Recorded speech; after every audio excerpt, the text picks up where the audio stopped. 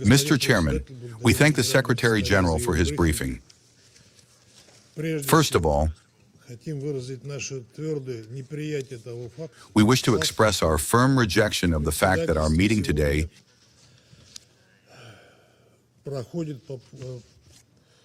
is taking place under the agenda item, the situation in the Middle East. We wish to remind you that Russia and China requested it be held under the item, threats to international peace and security. Such a request was also contained in the relevant letter from our Iranian colleagues. The aggression to which Iran was subjected today has already resulted in an escalation in the region and could extend far beyond its borders.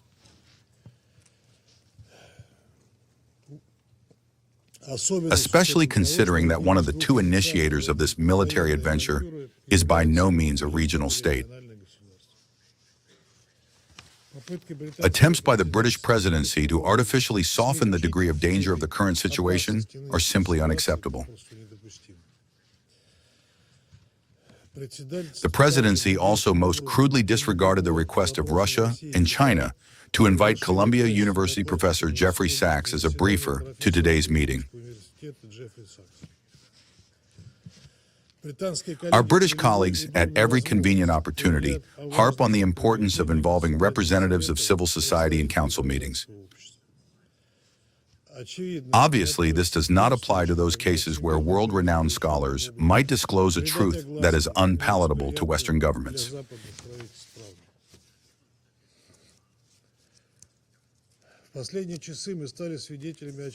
In recent hours, we have witnessed another extremely dangerous spiral of escalation in the Middle East. In the early morning of February 28th, the U.S. and Israel began launching massive military strikes against the territory of Iran. It was loudly announced that one of the targets of the attack was the country's top political leadership, as well as peaceful nuclear facilities. Information is arriving from the Iranian authorities in real time regarding victims, including among the civilian population. More than 200 people have died in 24 provinces of the country. We received the information about the strike on a girls' school in the city of Manab, where 85 children reportedly died, with particular pain. We sincerely offer our condolences to the families and loved ones of the victims and wish a speedy recovery to the injured. Our country is taking all necessary measures to ensure the safety of Russian citizens located on the territory of the Islamic Republic of Iran. Mr. Chairman, the actions undertaken by Washington and West Jerusalem represent nothing other than another unprovoked act of armed aggression against a sovereign and independent UN member state in violation of the Charter of the organization and the fundamental principles of international law. They are overtly aimed at further interference in the internal affairs of Iran and the destruction of a state that is inconvenient to the West.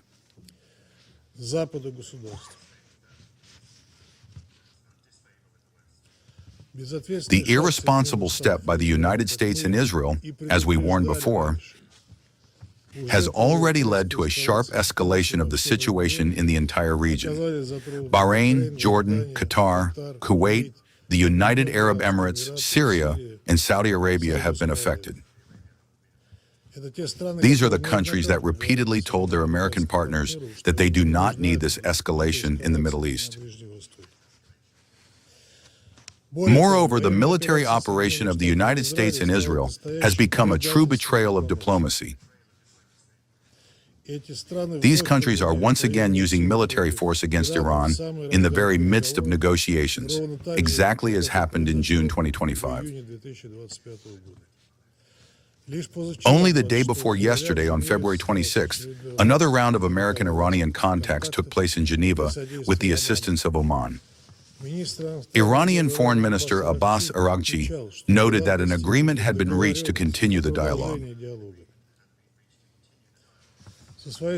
For our part, we emphasize that signals were repeatedly conveyed to the Russian side regarding Israel's lack of interest in a military confrontation with Iran.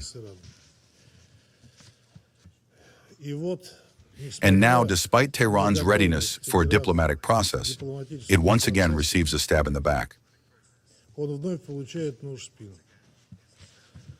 Moreover, the fact that Washington so long and methodically built up its military presence in the region only confirms the fact that the aggression against Iran was of a pre-planned nature.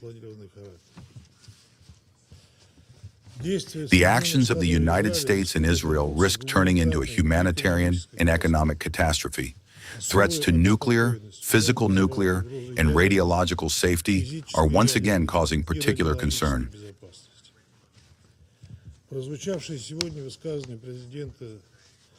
The statements made today by U.S. President Donald Trump that this operation is aimed at preventing Iran from acquiring nuclear weapons are unfounded.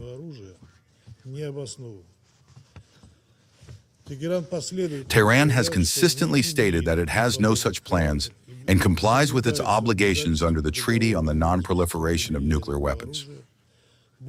Moreover, Iran has repeatedly emphasized its readiness to base new agreements with the United States on the preservation of its status as a non-nuclear weapon state, provided that the legitimate right of the Islamic Republic of Iran, as a state party to the treaty, to develop the peaceful atom is observed and respected.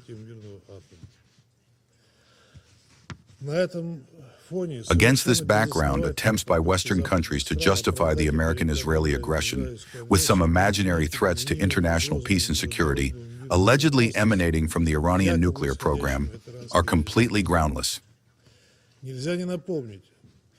It must be recalled that the only source of reliable information on this matter, the specialized reports of the International Atomic Energy Agency Director General, has never indicated that Iran could be engaged in the development of nuclear weapons. The facilities being struck are under agency safeguards, which means they a priori cannot be used for such activity. Against this backdrop, we expect from Director General Rafael Grossi unambiguous assessments and condemnation of yet another act of undermining the authority of the NPT and the global non-proliferation regime by the United States and Israel. Nuclear power facilities, including the Bushehr nuclear power plant, cannot under any circumstances be targets of strikes by armed forces. This is unacceptable. Mr. Chairman, we note that today's events have become another stage of consistent escalatory steps around Iran by Western countries. These include the American-Israeli strikes on the country's territory in June 2025 and the open interference of the United States and its allies in the internal political situation in Iran in January of this year. One cannot fail to recall the unsuccessful attempts by Great Britain, France, and Germany to trigger the mechanism for restoring the effect of anti-Iranian UN Security Council resolutions, the so-called snapback. However, this did not take place. Russia and a number of other UN member states repeatedly and in detail explained the reasons why Great Britain, France, and Germany had no right to activate this mechanism. However, none of this worked, and the U.S. and Israel once again employed military force. Parallels spontaneously suggest themselves to the events of 2003, when American representatives, waving a test tube in this very chamber, justified their invasion of Iraq by the presence of weapons of mass destruction, which no one ever found. In 2023, U.S. Vice President J.D. Vance said that the Iraq campaign was unnecessary, resulting in the deaths of innocent Iraqis and Americans, and that Washington needed to learn this lesson. However, as it turned out, the lesson remained unlearned. In the speeches of our European colleagues, We will hear this again today. Instead of condemnation of the aggression and the deaths of many peaceful residents of Iran, we hear the statement of French President Emmanuel Macron, quote, "The Iranian regime must understand that it now has no choice but to engage in good faith negotiations on its nuclear and ballistic programs, as well as its destabilizing activities in the region." End quote. Similar assessments were voiced by British Prime Minister Keir Starmer. Furthermore, these absurd statements were backed by a joint statement from the leaders of Great Britain, France, and Germany, who condemned only Iran's strikes on countries in the region. Colleagues, just think about it. Such a reaction is heard at a moment when Iran has been subjected to a military attack in the midst of an active negotiation process. The hypocrisy of our European colleagues knows no bounds. This is not even double standards. It is some kind of parallel reality in a looking-glass world. In the English language, there exists a perfectly suited term for describing this situation: victim blaming. One gets the impression that London, Paris, and Berlin live in some sort of illusions created by themselves and broadcast them to the world. However, attempts to mislead the international community are doomed to failure.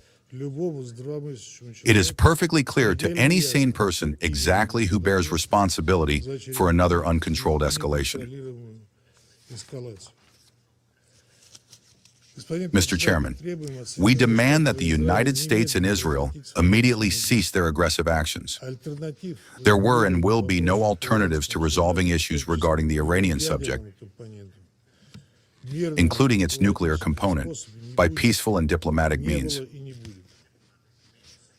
We insist on the immediate resumption of a politico-diplomatic settlement and the search for solutions based on international law, mutual respect, and a balance of interests. Russia is invariably ready to provide all necessary assistance to such work. Thank you.